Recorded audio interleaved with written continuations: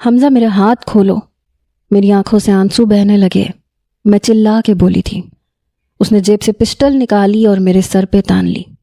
کہنے لگا منہ بند کرو ورنہ گولی سے تمہارا بھیجا اڑا دوں گا، مجھے زیادہ وقت نہیں لگے گا۔ میں گھبرا کے چپ ہو گئی۔ میرے چہرے پہ میرے بال بکھرے ہوئے تھے، پنکھے کی ہوا سے بار بار چہرے پہ بال آ رہے تھے۔ حمزہ نے پسٹل کی نوک سے میرے بال میرے چہرے سے پیچھے کیے، پھر میرے چہرے کو غور سے دیکھنے لگا، مگر پھر فوراً سے کھڑا ہو گیا۔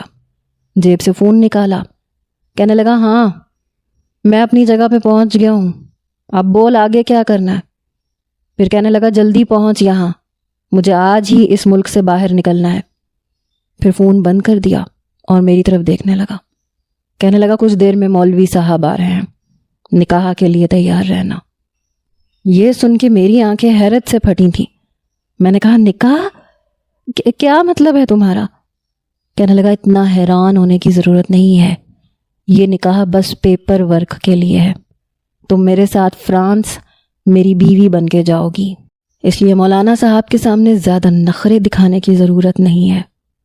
میں نے کہا میں یہ نکاح نہیں کروں گی۔ میری بات سن کے کہنے لگا گولی مار دوں گا، سمجھی؟ وہ بڑے غصے سے بولا تھا۔ میں نے کہا مار دو پھر۔ کہنے لگا تمہاری ماں کو۔ پھر کہنے لگا رکو، تمہارا دماغ میں ابھی 2 منٹ میں ٹھیک کرتا ہوں۔ پھر اس نے کال کی اور مجھے میری والدہ کی آواز سنائی تھی۔ کون ہو تم لوگ؟ میرے گھر میں کیوں آئے ہو؟ کیوں مجھے باندھ رکھا ہے؟ اپنی والدہ کی آواز سن کے تو میرے ہوش اڑے۔ پھر اس نے اپنا موبائل اپنے سامنے کیا، کہنے لگا اس بڑھیا کو کیمرے کے سامنے لے کے آؤ۔ کچھ ہی دیر میں اس نے وہ موبائل میرے سامنے کیا۔ چند لڑکوں نے میری والدہ کو کرسی پہ بٹھا رکھا تھا۔